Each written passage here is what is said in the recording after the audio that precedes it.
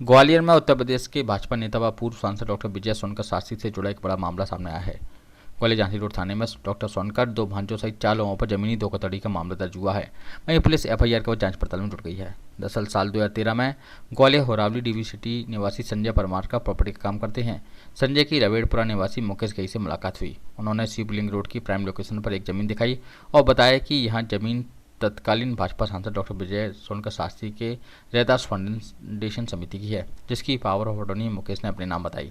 जमीन prime location पर थी और अच्छी कीमत की थी, तो कारोबारी ने मुनाफा देखते हुए जमीन के कुछ हिस्से को खरीदने की मंशा जताई और साल 2013 में ही उसका एग्रीमेंट डॉक्टर विजय सोनकर शास्त्री, उनके भांजे जगदीश सोनकर और दिलीप सोनकर व मुकेश खई से किया। अलग अलग खातों में तकरीबन 60 लाख रुपये ट्रांसफर भी कर दिए। लेकिन जब समय गुजरा तो उसने जमीन की रजिस्ट्री कराने की बात कही तो कोई ना कोई बहाना बनाकर उसे टाल दिया जाता था। जब जमीन मिलने की समय समाप्त होती नजर आ रही थी तो फरियादी ने अपने पैसे मांगे और पैसे वापस करने के लिए कई बार कहा। बदले में वही वानेबाजी ही हाथ लग रही थी। एक दिन जब कारोबारी ने अपने पैसे मांगे तो आरोपी ने पैसे लौटाने से साफ इनकार कर दिया। तब जाकर कारोबारी ने कानून की शरण ली और वरिष्ठ अधिकारियों को अपनी पीड़ा बताकर शिकायती आवेदन दिया, जिसके आधार पर पुलिस ने पूर्व सांसद विजय सोनकर शास्त्री, उनके दोनों भांजे जगदीश, दिलीप और सहित मुकेश के खिलाफ 420 की धारा में मामला दर्ज कर उनकी तलाश शुरू कर दी है। हालांकि पुलिस ने इस हाई प्रोफाइल मामले की जांच शुरू कर दी है। पुलिस का कहना है कि उन्हें आरोपी पक्ष से कुछ सबूत मिले हैं। इस आधार पर मामले को जांच में लिया है। पूरे मामले की जांच के लिए एसआईटी गठित की जा रही है।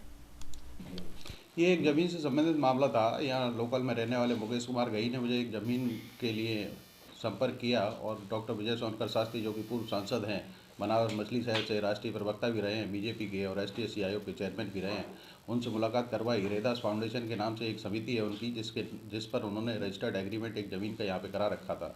उसमें उन्होंने मुझे पार्टनरशिप का ऑफ़र किया 50% का, और 50% के 60 लाख रुपये लेने के बाद उन्होंने 30 लाख रुपए अपने अकाउंटों में भांजों के ट्रांसफ़र कराए और 30 लाख रुपए नकद लिए।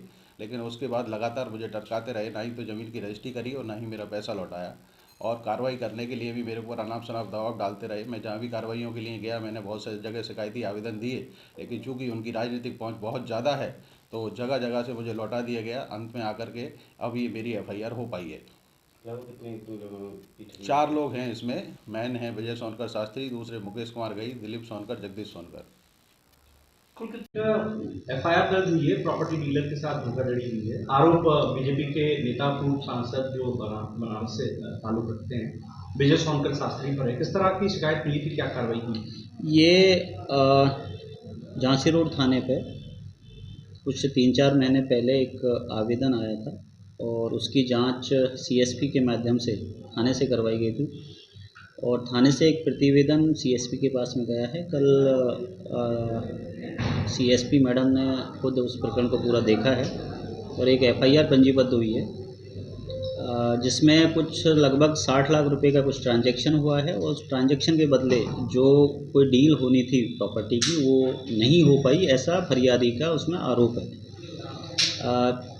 उसमें एफआईआर पंजीबद्ध हो गई है, लेकिन अब उसमें एक मैटर और अभी हमारे संज्ञान में अभी जो अनावेदक पक्ष है उसकी तरफ से आया है कि कुछ डॉक्यूमेंट उन्होंने हमें अभी व्हाट्सएप किए।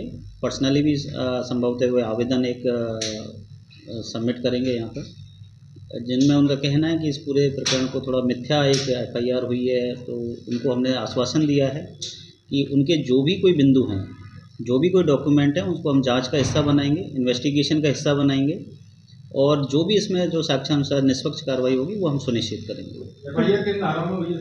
एफआईआर अभी 420 में हुई है, लेकिन अब ये पूरा जिस तरीके से अनावेदक पक्ष ने हमारे सामने कुछ तथ्य रखे हैं, तो जो भी तथ्य आएंगे उनका जो भी एविडेंस आएगा उस हिसाब से इस पर हम आगे की कार्रवाई करेंगे। और इसके लिए चूँकि थोड़ा सा मैटर कॉन्ट्राडिक्टरी हो रहा है, फरियादी कुछ कह रहा है और अनावेदक कुछ और कह रहा है, तो जो इन्वेस्टिगेशन है एक एसआईटी बनाई जाएगी और टीआई लेवल के अधिकारी से इसकी इन्वेस्टिगेशन की जाएगी। सर अभी कितने आरोपी इसमें बनाए गए? इसमें टोटल 4 आरोपी हैं, 3 यूपी के हैं, एक यहाँ का है। और लेकिन अभी जैसा मैंने बताया कि सारा एक इन्वेस्टिगेशन का आगे हमारे बिंदु हैं कि कितने बनेंगे, कौन बनेगा, कौन नहीं बनेगा, क्या वास्तव में ये अपराध हुआ है, नहीं हुआ है तो किन परिस्थितियों में हुआ है, उसके क्या एविडेंसेज हैं, डॉक्यूमेंट्री एविडेंसेज क्या हैं और आई विटनेसेज क्या है।